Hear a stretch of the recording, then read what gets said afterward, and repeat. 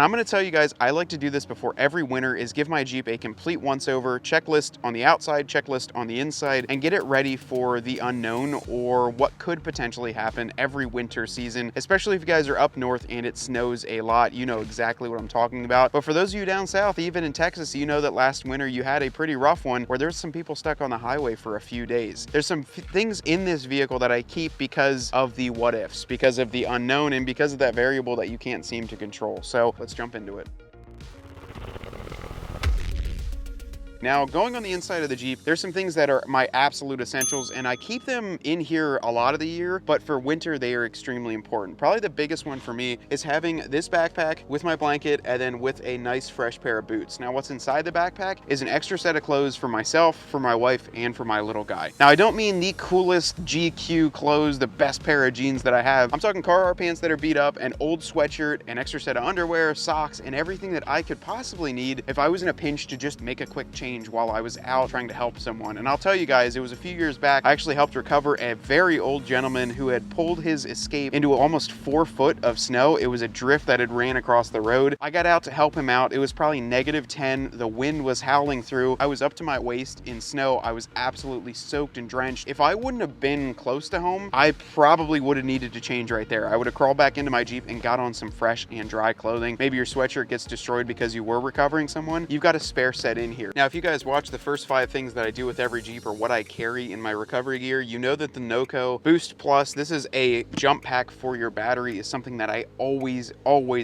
keep in my Jeep. I like to charge this too, at least once a week, or just kind of keep it plugged into the back cigarette lighter to make sure that it is constantly charged. But during the cold season, you know that the batteries die a lot quicker than they do in the summer and in the fall. So if you've ever been in a situation where you need to jump and you're in the middle of nowhere or perhaps stuck in some snow, that is not something that you want to be sitting there with a dead battery in God knows how cold of temperature. Having one of these can be a real lifesaver for either you or if you see someone pulled off on the side of the road. I've done the old hook up the battery jump cables to each car, run it over. This alleviates all that because it's portable. So some other cool reasons that I do carry this is because it does have USB outs as well. So if you need to charge your phone and call someone in an emergency, you can do that right from this jump pack. And then also, if you look here, this has some emergency light features where if you would set this on your hood or inside on the dash, you're gonna get noticed from someone driving down the road, especially at night, that you need help. It's also got the SOS functionality. And overall, this is just something that I always carry. But I would say if you guys want to check this out, we'll have some Black Friday deals coming out around that time. But this is something that's a great gift and also just great to carry in the back of your Jeep at all times. Next setup, something I always keep in whatever season, recovery gear. But I like to carry D-rings, my Bubba rope. I have a hitch mounted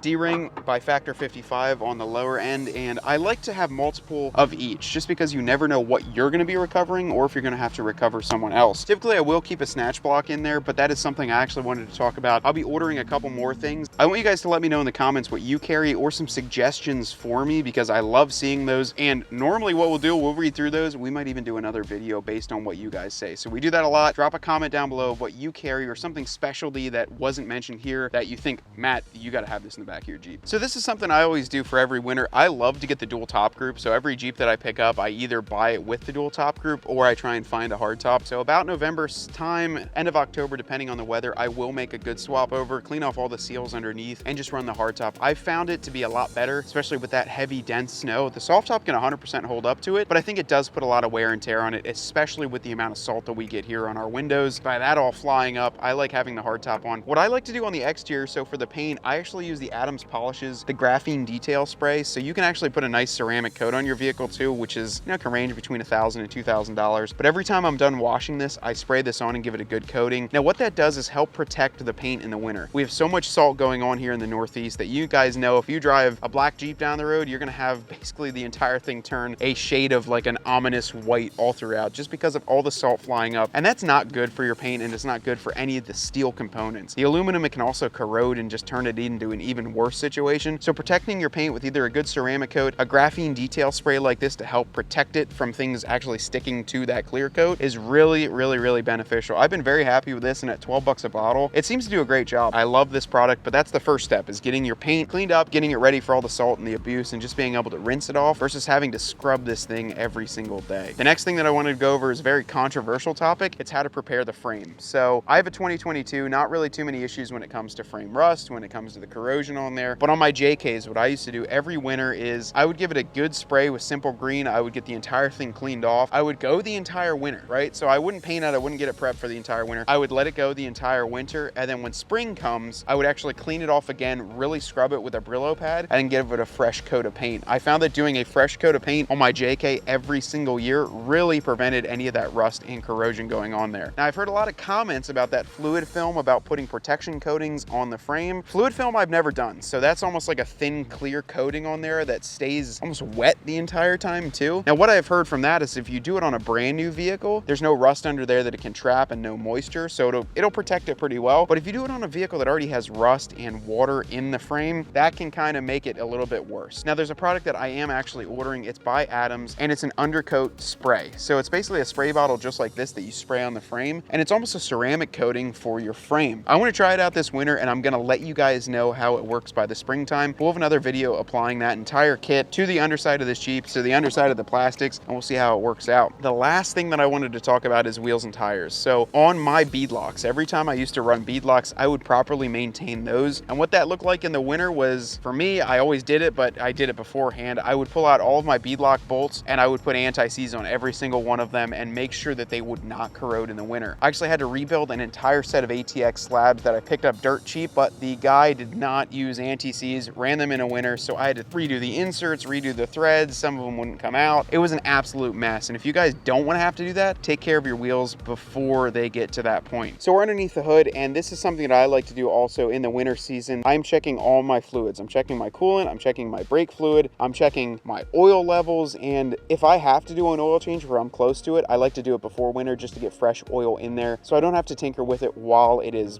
raining, it's snowing, it's sleeting out. It's just something that I don't personally want to do. And also it makes for a good checkup on your Jeep just to see how everything looks underneath the hood. I know there's actually been guys that have mentioned that if you live up in almost a rural area where there's a lot of forest, a lot of wildlife, a lot of animals will get up underneath here and create nests and create burrows and things that they can live because it stays warmer. And I actually saw a Jeep that caught on fire by a nest being built right by the battery, and then somehow it grounded out or they were chewing on the wires and it turned into a giant fire underneath the hoods. Check underneath here, make sure everything looks okay, make sure all your caps are tight, all your plugs are connected. Now, one other thing too, if you have some connections under the hood that you're worried about, I believe it's called like electric diode grease, something of that nature. Comment below what the name of it is. I can't think of it right now. You could do that with some of the connections here just to make sure that no water is getting under here. If you guys have a lot of snow and a lot of sleet, you know that it gets everywhere and you don't want to corrode any of those little pins. Well guys, I hope that this video helped you out, especially if you are a new Jeep owner, just from things that I've learned over the years of what to carry in mind for the winter. I know the other day, if you guys follow along to our community tab, actually I was giving out some decals on there. So I gave out a couple decals just by people responding on there. The first 5 people, I went a little bit past the first 5, but we shipped them out, and there's a couple cool dudes that actually have them on their Jeeps as well. And if you aren't following, make sure to go on the Instagram too, because we do a lot of cool giveaways on that site. Plus, it's just an extra way to catch up. Now, until next time, my name is Matt with Dirt Road Cred. Get out there and earn yours.